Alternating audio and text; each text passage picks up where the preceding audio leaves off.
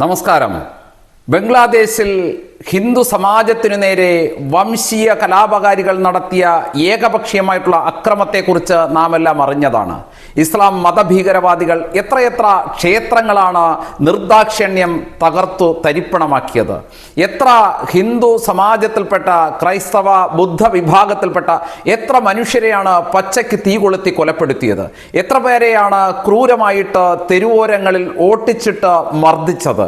ഈ അവസ്ഥയൊക്കെ തരണം ചെയ്ത് മുന്നോട്ട് പോകുമ്പോഴും ഹിന്ദു സമാജത്തിൽപ്പെട്ട ഒരാൾ പോലും പ്രാണരക്ഷയ്ക്ക് വേണ്ടിയിട്ട് പലായനം ചെയ്യുവാൻ വേണ്ടി തയ്യാറായില്ല എന്നുള്ള ചരിത്രം ഹിന്ദുവിൻ്റെ ബംഗ്ലാദേശിൻ്റെ പ്രതിരോധത്തിൻ്റെ പുതിയ ചരിത്രം തന്നെ കുറിക്കുകയാണ്.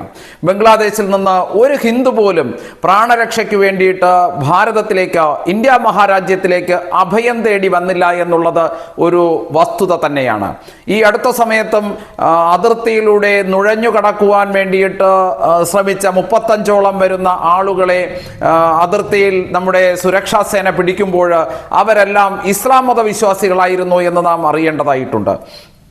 ഭാരതത്തിൽ വന്ന് സുരക്ഷിതമായിട്ട് അവർക്ക് ജീവിക്കുവാൻ വേണ്ടിയിട്ട്, അല്ലെങ്കിൽ ഭാരതത്തിലേക്ക് പ്രാണൻ രക്ഷയ്ക്ക് വേണ്ടിയിട്ട് അഭയം തേടുവാൻ വേണ്ടിയിട്ട് ബംഗ്ലാദേശിൻ്റെ മുൻ പ്രധാനമന്ത്രി പോലും തയ്യാറാവുമ്പോൾ അവിടുന്ന് രാജിവെച്ചിട്ട് നേരെ ഇന്ത്യയിലേക്ക് പലായനം ചെയ്യുന്ന സ്ഥിതിവിശേഷം ഉണ്ടാവുമ്പോൾ ഹിന്ദുവിൻ്റെ ചെറുത്തുനിൽപ്പ് നാം എടുത്തു പറയേണ്ടതാണ്, നാം അറിയേണ്ടത് തന്നെയാണ്.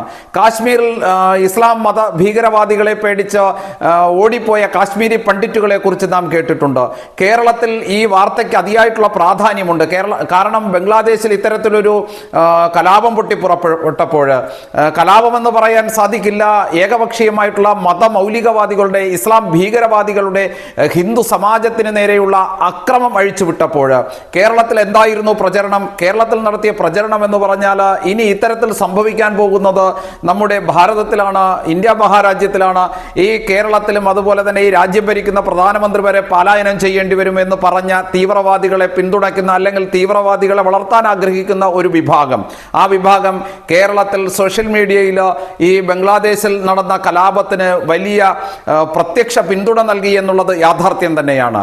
ഈ കേരളത്തിൽ ഹിന്ദു സമാജത്തെ ഭയപ്പെടുത്തുവാൻ വേണ്ടിയിട്ട് ഈ പ്രചരണങ്ങൾ ഒരു പരിധി വരെ മുന്നോട്ട് പോകുമ്പോൾ ബംഗ്ലാദേശിൽ നിന്ന് ഇപ്പോൾ പുറത്തു വരുന്ന ആ വാർത്ത, അല്ലെങ്കിൽ ആ യാഥാർത്ഥ്യം എന്ന് പറയുന്നത് ഈ തീവ്രവാദികളുടെ മുന്നിൽ മുട്ടുമടക്കാതെ ആ പ്രതിരോധത്തിൻ്റെ പാതയിലേക്ക് മുന്നേറുന്ന ഹിന്ദുവിൻ്റെ ആ വിജയകരമായിട്ടുള്ള നീക്കത്തെക്കുറിച്ച് തന്നെയാണ് നമുക്ക് പറയാനുള്ളത്. കാരണം ഇനി പലായനത്തിന് വേണ്ടിയിട്ട്, മതഭീകരതയുടെ പേരിൽ തോറ്റുകൊടുക്കുവാൻ വേണ്ടിയിട്ട് തയ്യാറല്ല എന്ന് ഹിന്ദു ഉറക്കെ പ്രഖ്യാപിച്ചുകൊണ്ട് മതമൗലികവാദികളുടെ മുന്നിൽ ആത്മവിശ്വാസത്തോടു കൂടിയിട്ട്, ധർമ്മബോധത്തോടു കൂടിയിട്ട്, സ്വാഭിമാനിയായിട്ട് പോരാടി ജയിക്കുവാൻ വേണ്ടിയിട്ട് തീരുമാനിച്ച വീര ഹിന്ദു, വിജേത ഹിന്ദു എന്ന മുദ്രാവാക്യം മുന്നോട്ട് വെച്ച ആ ഹിന്ദു സമാജമാണ് ഈ 2024 ഹിന്ദു സമാജം. അതുകൊണ്ട് തന്നെ ഈ മതഭീകരവാദികൾക്ക്, ഇസ്ലാം തീവ്രവാദികൾക്ക് ഇനി ഹിന്ദുവിന് നേരെയുള്ള അക്രമം എന്ന് പറയുന്നത് അത് വെറുതെയാണ്, അത് വൃഥാവിലാണ് എന്ന് നാം പറയേണ്ടി വരും. നന്ദി, നമസ്തേ.